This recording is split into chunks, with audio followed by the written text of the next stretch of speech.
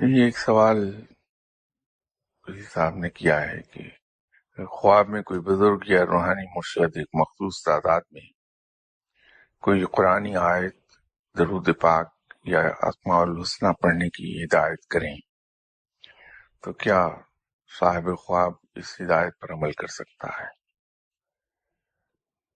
کسی ایک موقع پر اس سلسلے میں ہم نے گفتگو کی تھی اور میں نے اس ضمن میں 2 واقعات بیان کیے تھے کہ بہت ینگ ایج میں، جس زمانے میں میں بغیر کسی سے پوچھے، بغیر رہنمائی کے بے تحاشا وظائف پڑھ رہا تھا، تو ایک بار ایسا واقعہ پیش آیا کہ میں جو ہی آنکھیں بند کرتا تھا تو بند آنکھوں سے ہوا میں ایک ایسی آیت لکھی آتی تھی جو مجھے بے پناہ پسند ہے، ان اللہ علی کل شیء قدیر، اور ساتھ ہدایت آتی تھی کہ اسے پڑھو۔ اسی طرح اگر میں آسمان کی طرف دیکھتا تھا تو آسمان پر بہت بڑے سائز میں لکھی ہوئی یہی آیت آتی تھی کہ ان اللہ علی کل شیء قدیر، اسے پڑھو۔ دیوار کی طرف دیکھتا تھا تو وہاں لکھی ہوئی دکھائی دیتی تھی، لیکن کوئی ایسی وجہ ہوئی کہ میں نے یہ پڑھا نہیں۔ ایک لمبے عرصے کے بعد جب میری ملاقات ہو گئی اپنے مرشد پاک سے، تو ایک مرتبہ اتفاق ہوا ان سے باتیں کھل کر کرنے کا، تو اسی دوران میں نے انہیں یہ بیان کیا کہ ایک زمانہ تھا کہ یہ آیت یوں لکھی ہوئی آتی تھی آسمان پر، دیوار پر، اور آنکھیں بند کرنے پہ دکھائی دیتی تھی، اور ساتھ ہدایت یہ ہوتی تھی کہ میں اسے پڑھوں، لیکن somehow or the other اسے میں نے پڑھا نہیں۔ تو بڑے شاہ صاحب نے فرمایا کہ اچھا ہوا کہ اسے تم نے پڑھا نہیں، یہ جنات تھے جو تمہیں وہ آیت دکھا رہے تھے، اگر تم اسے پڑھ لیتے تو مجذوب ہو جاتے۔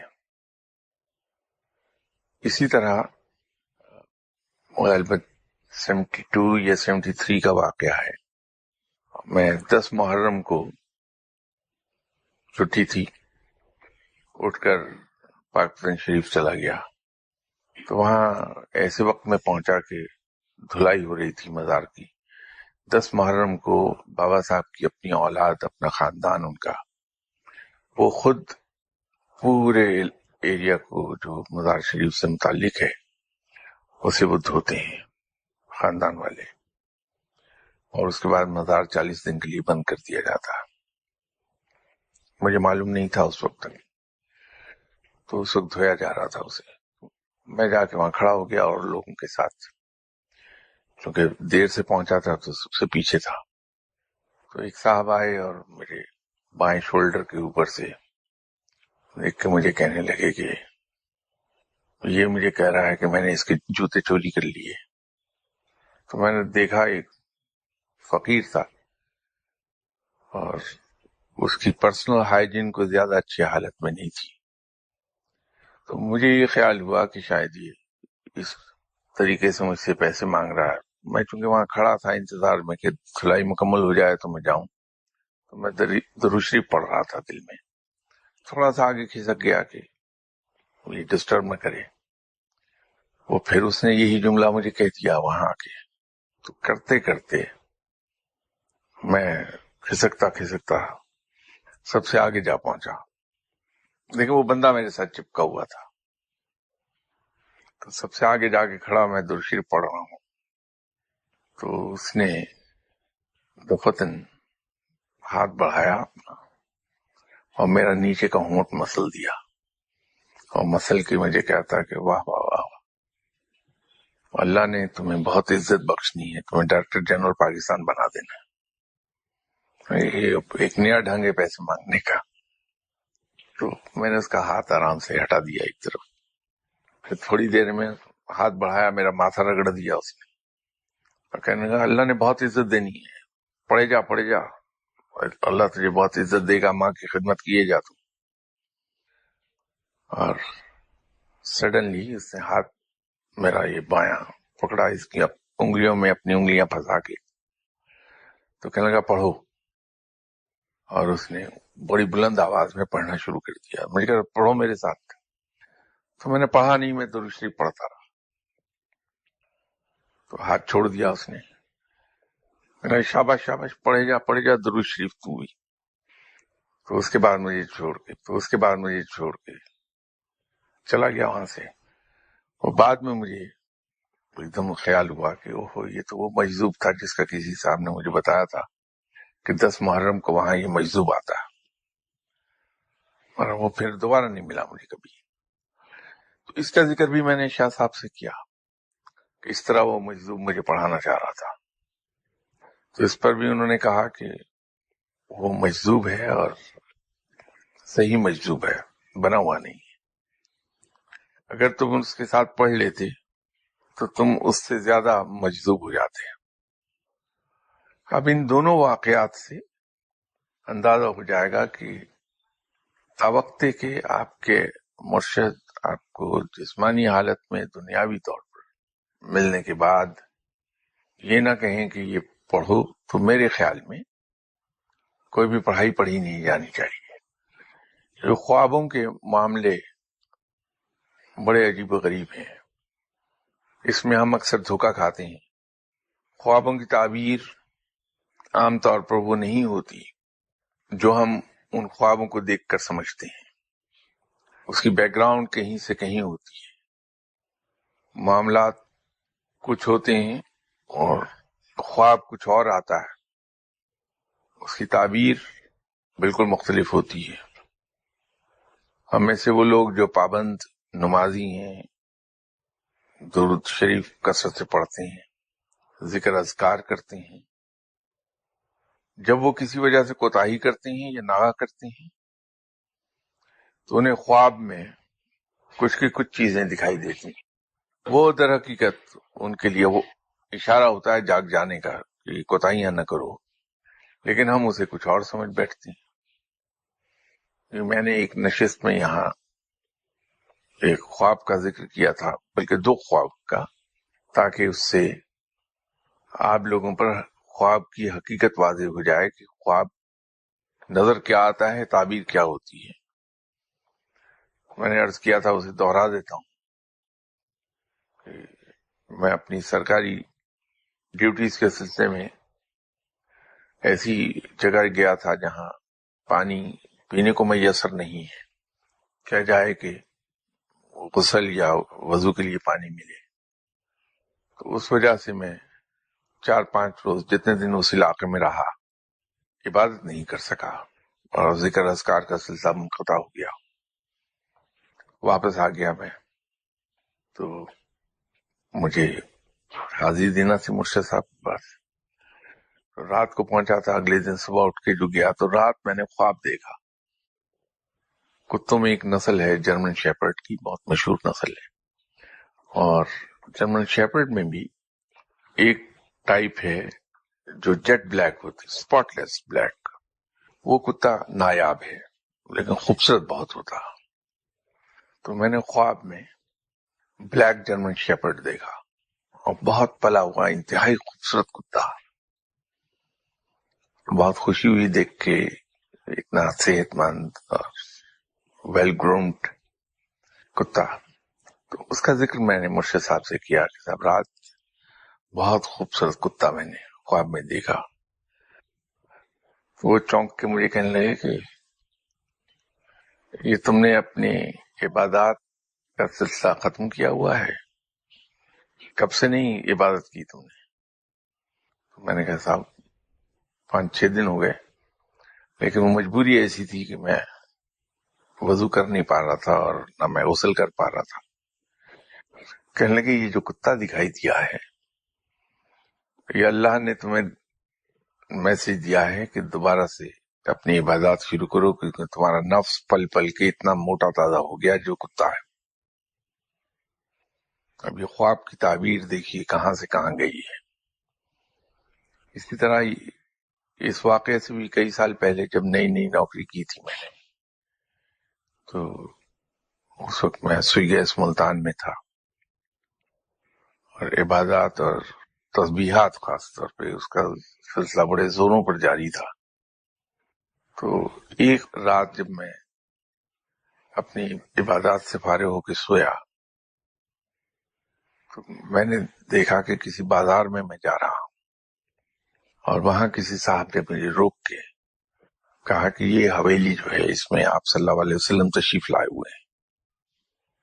تو میں فوری طور پہ ادھر کو چلا گیا کہ آپ صلی اللہ علیہ وسلم کی زیارت کر لوں۔ دروازے پہ ایک دربان کھڑا تھا جو یقیناً فرشتہ تھا۔ تو جب میں اندر داخل ہونے لگا تو اس دربان نے مجھے روکا کہ کہاں جا رہے ہو؟ تو میں نے کہا کہ میں اندر جا رہا ہوں۔ کیوں؟ کہ آپ صلی اللہ علیہ وسلم تشریف لائے ہیں، میں آپ کی زیارت کرنا چاہتا ہوں۔ کہا تم اندر نہیں جا سکتے۔ میں نے پوچھا کہ کیوں، کیا ہوا، میں کیوں نہیں جا سکتا؟ کہ تم نے داڑھی نہیں رکھی۔ میں اندر جانے کے لیے بےتاب تھا تو میں نے جھوٹ بولا۔ میں نے کہا کہ مجھے تو آپ صلی اللہ علیہ وسلم داڑھی سے معاف فرما دیا ہے۔ کہنے لگے یہ ہو نہیں سکتا۔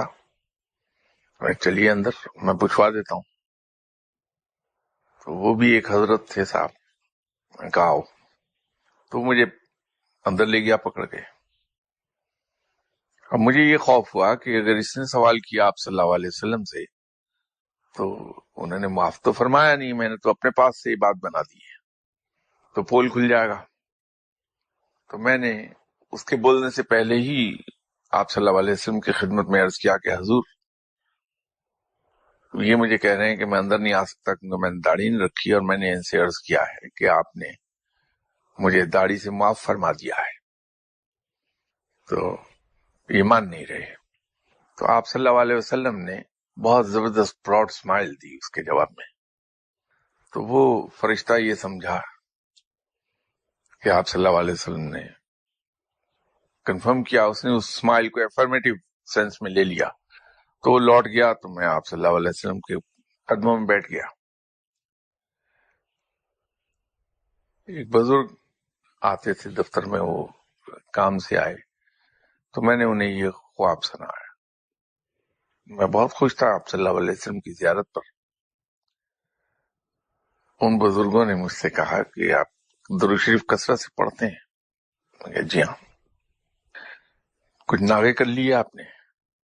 تو میں نے کہا جی 3 دن کا ناغا ہوا اس میں۔ کہنے لگے کہ وہ ناغا تو آپ صلی اللہ علیہ وسلم نے معاف فرما دیا ہے تمہیں، آئندہ ناغا نہ کرنا۔ اب اس خواب کی تعبیر، خواب کیا ہے، تعبیر کیا ہے؟ تو خواب کے معاملات ایسے ہی ہوتے ہیں، جب کبھی ہم دیکھتے ہیں کہ خواب میں ہمیں بتایا گیا کہ یہ پڑھ لو تو ہم سمجھتے ہیں کہ صاحب ہم بہت پہنچے ہوئے ولی اللہ ہو گئے، اور اللہ تعالیٰ اب ہمیں براہ راست تعلیم دے رہا ہے خواب کے ذریعے۔ ایسا نہیں ہوتا۔ اس براہ راست تعلیم کا مقام آتا ضرور ہے انسان کی زندگی میں، لیکن ایک لمبے سفر کے بعد اس سفر میں بہت سے مشکل مقامات بھی آتی ہیں اور انسان لڑکھڑانے لگتا ہے۔ میں دیکھ رہا تھا کہ روس ٹوٹ جانے کے بعد وہاں بہت سی اسلامی ریاستیں وجود میں آئیں گی۔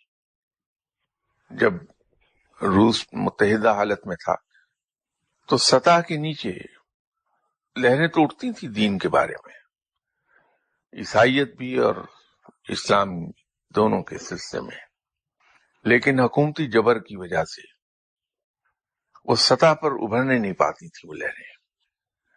تو جب سے اسلامی ریاستیں وجود میں آئی ہیں اب مذاہب پر وہاں کام ہو رہا ہے، صرف دین اسلام ہی پر نہیں، دوسرے مذاہب پر بھی،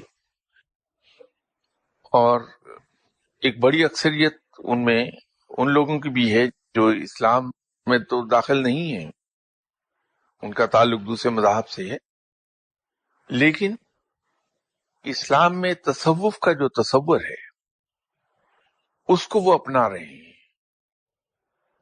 اور جس طرح ہمارے یہاں ذکر اذکار ہیں اور لطائف سطح کو سامنے رکھ کے ہم ذکر کرتے ہیں اور ضرب لگاتے ہیں تاکہ ہمارا نفس ہمارے قابو میں آ جائے، تو وہ انہی لائنز پر روحانی مشقیں کرتے ہیں جو آج کل ان میں زیادہ پاپولر چیز ہے جس کو انہوں نے اڈاپٹ کیا ہے اسلامی تصوف سے، وہ قلب پر ضرب لگاتے ہیں اور اس میں ایسا ذکر بھی کرتے ہیں جس میں ایک ضرب ہے، دوسری ضرب ہے، 6 ضربی ذکر بھی ہے، اس میں 4 ضربی ذکر بھی کرتے ہیں وہ لوگ۔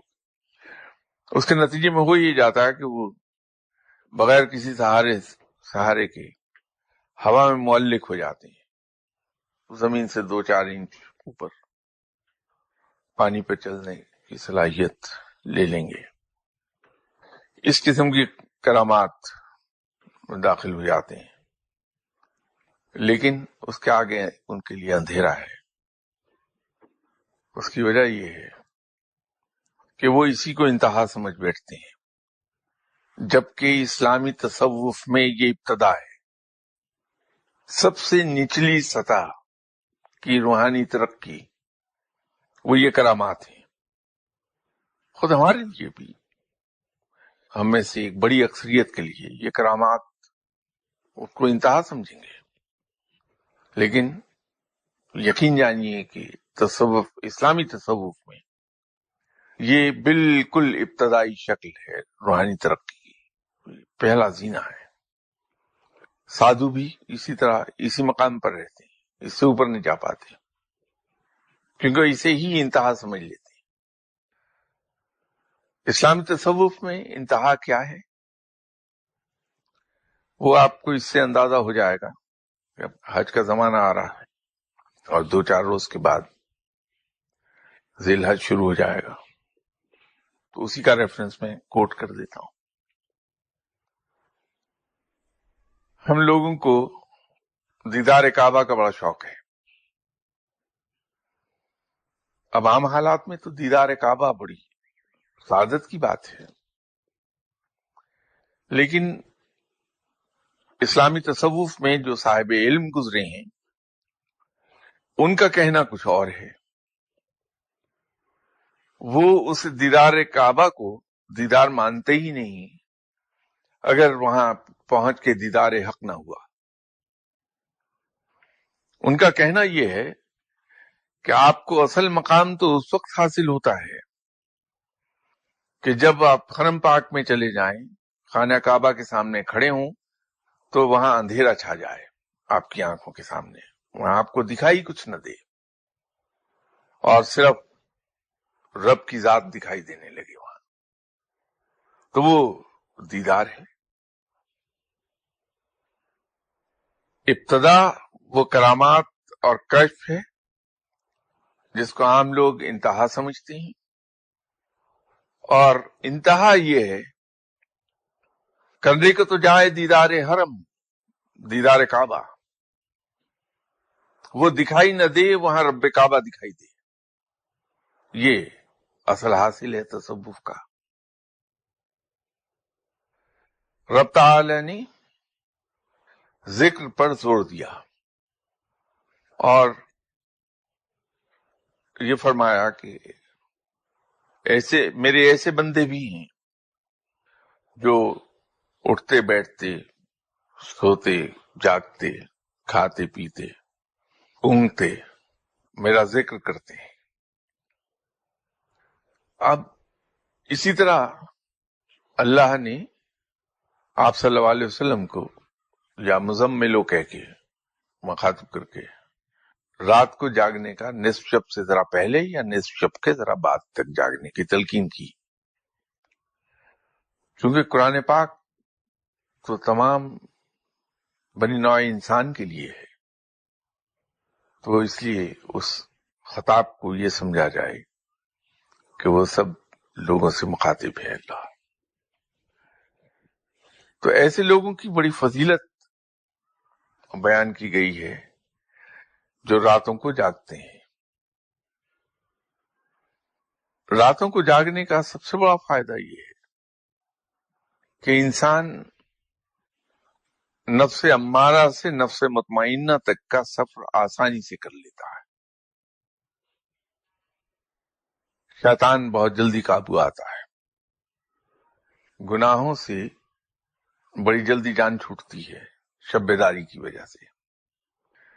کہ جو شخص رات کو قیام کرتا ہے اور ذکر میں مصروف رہتا ہے، خاص طور پر آدھی رات تک، آدھی رات سے ذرا پہلے تک یا آدھی رات کے ذرا بعد تک، تو نفس بڑی جلدی قابو میں آ جائے گا، نفس سے جان چھوٹ جائے گی. اور جو ہی نفس سے جان چھوٹی تو روحانیت کی منازل طے ہونے لگتی ہیں. اسی طرح ذکر اگر صحیح طریقے پر کیا جائے تو نفس بڑی جلدی قابو میں آتا ہے.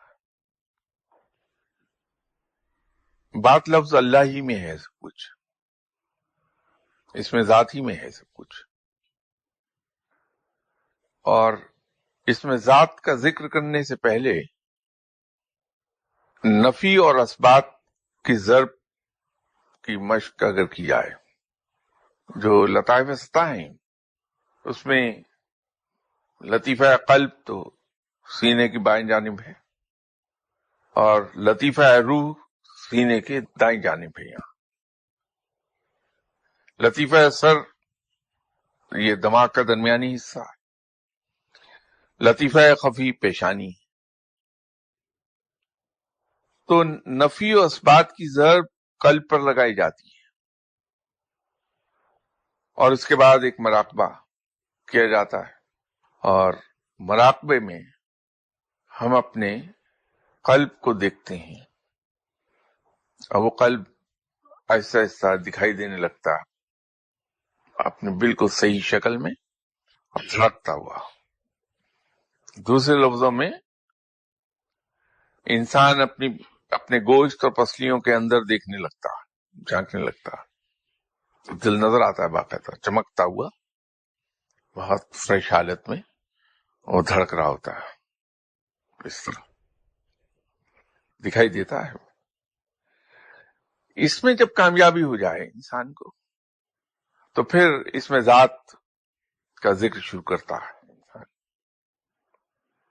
اس میں ذات کو سلسلہ چشتیہ میں اور قادریہ میں تو اللہ کے طور پر پڑھا جاتا ہے، لیکن اس کی ایک ضرب ایک اور طریقے سے لگتی ہے جس سے بڑی جلدی گناہوں سے جان چھوٹ جاتی ہے. اس کو ریپیٹ کرتے ہیں، اللہ اللہ ہو اللہ اللہ ہو. یہ جو ضرب ہے اس سے بڑی جلدی کیفیت بدلتی ہے، اور اس کے بیٹھنے کا پوسچر خاص ہے. اس پوسچر کو تبدیل نہیں کیا جانا چاہیے، کیونکہ وہ جب تک اس حالت میں ہم نہیں ہوں گے ہمارے اعصاب تنے رہتے ہیں. تو جب تنے ہوئے اعصاب کے ساتھ ہم ذکر کرتے ہیں تو اس کے وہ اثرات مرتب نہیں ہوتے جو مرتب ہونے چاہیے. تو اس میں اردو میں اس آسن کو آلتی پالتی مار کہا جاتا ہے. انگریزی میں کراس لیگ بیٹھ جائیے آپ آلتی پالتی مار کے، لیکن کمر جو ہے وہ بالکل سٹریٹ ہوگی، الف کی طرح سیدھی اور تھوڑی سینے کے ساتھ ٹچ کرتی ہوئی. تو پھر اس میں ذات کو پڑھا جاتا ہے. لیکن اس میں ذات کو ایک اور طریقے سے بھی پڑھتے ہیں جس کا انکشاف بہت دیر کے بعد مجھ پہ ہوا کہ یہ لفظ اس طرح سے کیسے آیا، کون پڑھتا تھا اسے.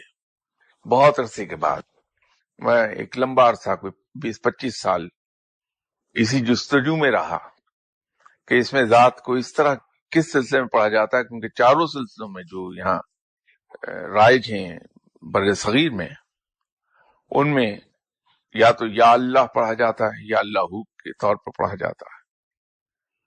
افریقہ میں اور عرب میں شاذلیہ سلسلہ زیادہ پھیلا ہے، اس سلسلے میں بھی اس طرح نہیں پڑھا جاتا تھا جس کی جستجو مجھے تھی. وہ لفظ مجھے کہیں سے عطا ہوا تھا، اس میں ذات کو ایسے پڑھا کرو. میں اس جستجو میں تھا کہ اسے پڑھتا کون ہے ایسے. غالباً 99 میں یا 2000 میں اس کا پتہ چلا. معلوم ہوا کہ یہ تو سلسلہ جنیدیہ میں پڑھا جاتا ہے ایسے، لیکن اس کے اثرات اتنے تیز ہیں کہ اس طرح سے پڑھنے کے لیے ایک تو وقت کی پابندی بڑی ضروری ہے، دوسرا نگرانی بہت ضروری ہے، جب تک کہ بتا نہ دیا جائے کسی کی طرف سے تاکہ وہ ذمہ داری اٹھائے آپ کی. اسے اس طریقے سے پڑھنا نہیں چاہیے کیونکہ اس کے اثرات کو بہت تیز میں نے دیکھا ہے. البتہ اللہ کو تو جلالی ہے، اس سے جلال پیدا ہو جاتا، یا اللہ جمالی ہو جاتا، یا لگانے سے عاجزی آ جاتی ہے، اس میں بندگی، تو اس میں جمال آئے گا، لیکن اللہ سے جلال آئے گا. اسی طرح جو نفی اور اثبات کی ضرب ہے، لا الہ الا اللہ، لا الہ الا اللہ، یہ اثبات اور نفی کی ضرب ہے. اس کو احتیاط سے کرنا چاہیے کیونکہ اس سے دل کمزور ہو جاتے ہیں. یہاں ایک صاحب تھے جنہیں خلافت بھی عطا ہوئی تھی، ایک بزرگ سے، ڈیرہ قاضی خان میں وہ بزرگ ہوا کرتے تھے، مصطفیٰ صاحب، ان سے انہیں عطا ہوئی تھی اور سلسلہ قادریہ کے تھے. میں ان کے کولیگ پروفیسر ہوا کرتے تھے سپیریئر سائنس کالج میں، ان کے ایک اور ساتھی پروفیسر تھے، میں ان کے پاس بیٹھا تھا، ریٹائر ہو چکے تھے. تو ریٹائرمنٹ کے بعد ہومیوپیتھک کا کام کرتے تھے خدمت خلق کی خاطر. تو وہاں میں گیا تو وہ دوائیں کاغذ پہ رکھ کے تو اس کے اوپر ایک وہ لٹو سا لٹکا کے اس کو گھما رہے تھے. تو میں نے ان سے کہا کہ قریشی صاحب یہ کیا ہو رہا ہے؟ کہنے لگے جناب وہ پروفیسر صاحب بیمار ہیں اور ان کی دوائی میں دیکھ رہا ہوں کہ کون سی انہیں سب سے زیادہ سوٹ کرے گی. تو میں نے کہا یہ لٹو کیا گھما رہے ہیں آپ؟ تو انہوں نے کہا کہ نہیں صاحب یہ روحانی کام ہے اور یہ لٹو بتا دیتا ہے کہ جو دوا انہیں سوٹ کرتی ہے اس پہ کھڑا ہو جائے گا. تو میں نے کہا اچھا ان کو کیا ہوا؟ کہنے کا سب یہی تو پتہ نہیں چل رہا ان کو کیا ہوا ہے، تبھی تو یہ دوا اس طریقے سے ڈھونڈ رہا ہوں. تو میں نے جیسے وہ میری عادت ہے کہ ایسی بات کر دیتا ہوں کہ کبھی کبھی تکا لگ جاتا ہے، لوگ مجھے صاحب علم سمجھنے لگتے ہیں، تو میرا نفس مطمئن ہو جاتا ہے کہ میں نے بڑا امپریس کر لیا لوگوں. تو میں نے ان سے کہا کہ صاحب یوں کر لیجئے کہ آپ کے پاس قلب کو تقویت دینے کی دوا ہے؟ کہ جی ہاں ہے. تو میں نے کہا وہ نکالیے، اس پہ آپ کا لٹو کھڑا ہو جائے گا. تو ان پروفیسر صاحب کا دل کمزور ہو گیا ہے، تو اس وجہ سے وہ بیمار ہیں، تو آپ وہ دوا نکال لیجیے، کام آ جائے گی ان کے. تو نکالی، اتفاق تھا، اسی تو کل لگ گیا. تو وہ دوا انہوں نے دے دی ان کو. بعد میں ان کے معائنے ہوئے، ٹیسٹ ہوئے، تو پتہ لگا کہ واقعی دل بہت کمزور ہے. تو مجھے قریشی صاحب نے پوچھا کہ شاہ صاحب آپ نے کس طرح سے بغیر بات سنے کہہ دیا تھا کہ دل کمزور ہے؟ میں نے کہا بڑی سادہ بات تھی، آپ استاد ہیں، آپ سے کیا پڑتا کہ میں تو ایسے ہی لوگوں کو امپریس کرتا ہوں کہ لوگ میرے پیچھے چلنا شروع ہو جائیں اور میری واہ واہ ہو جائے. میں وہاں گیا تھا ایک دن، تو وہ ضرب لگا رہے تھے نفی اثبات کی، دل پر ضرب لگ رہی تھی ان کے. تو میں انہیں منع نہیں کر سکا کہ وہ پروفیسر ہیں، تو خلاف ادب ہوتی یہ بات. تو مجھے اسی دن معلوم تھا کہ ان کا دل جواب دے جائے گا جس انداز میں ضرب لگا رہے ہیں. تو یوں آپ نے کہا کہ وہ بیمار ہو گئے ہیں، بیماری ٹریس نہیں ہو رہی، تو میں نے آپ سے فوراً عرض کر دیا کہ صاحب ان کا تو دل کمزور ہو گیا، دل کی تقویت کی دوا نکال لیجیے. قصہ یہ ہے کہ یہ جو نفی اور اثبات کی ضرب ہے یہ زیادہ نہیں لگانی چاہیے، اس سے دل کمزور ہو جاتا ہے اور پھر یہ دل جواب دے جاتا ہے.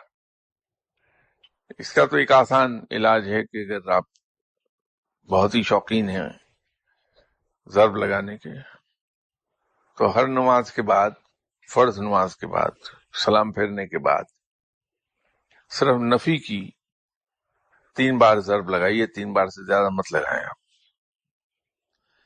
الا اللہ، الا اللہ، الا اللہ، وہ ضرب لگاتے ہوئے قلب کو دیکھیے اپنے، تو اس سے فائدہ بہت ہو جائے گا. مجھے معلوم نہیں خوابوں سے چلے اور کدھر کو جا پہنچے. بتائیے، یہ حج کا زمانہ ہے، اللہ تعالیٰ آپ کو سعادت بخشی حج کی، اور یہ فرض بھی ادا ہو جائے. ایک صاحب نے آ کے اطلاع دی تھی حضرت جناب حسن بصری صاحب کو کہ حضور میں حج کر آیا. یہ تو بڑی خوشی کی بات ہے، لیکن یہ تو بتاؤ کہ جب تم حج کو گئے تھے تو گناہوں کو گھر سے نکال کر گئے تھے یا نہیں؟ میں نے کہا صاحب یہ کام تو میں نہیں کر سکا. تو فرمایا جب طواف کر رہے تھے تو مشاہدہ حق ہوا؟ کہ نہیں صاحب یہ تو نہیں ہوا. جب صحیح کر رہے تھے تو نفسانی خواہشات مار دیں؟ تو وہ تو نہیں کر سکا. جب عرفات میں تھے تو مرادات سے جان چھڑا لی؟ کہ وہ تو نہیں ہو پایا. کیا پھر تمہارا حج نہیں ہوا، واپس جاؤ اور دوبارہ حج کر کے آؤ. تو حج کو جب ہم جائیں تو صرف ایک فرض عبادت کو ادا نہ کریں، بلکہ گناہوں سے توبہ کر لیں اور اس انداز میں کہ دوبارہ گناہ نہ کرنے پائیں. نفسانی خواہشات کو اس انداز میں ختم کر دیں کہ وہ دوبارہ کبھی سر نہ اٹھانے پائیں. اپنی خواہشات، دنیاوی خواہشات کو اس طرح سے کنٹرول میں لے آئیں کہ وہ خواہشات ہمیں کبھی کسی چیز پر مجبور نہ کر سکیں، اور اللہ کے اس قدر قریب ہو جائیں کہ وہ ہمیں دکھائی دینے لگے. تو پھر تو وہ حج ایک ولی کا حج ہو جائے گا. اور وہ کوئی اتنا دشوار نہیں ہے، انسان کر لیتا ہے، گرچہ میں نہیں ابھی تک کر پایا.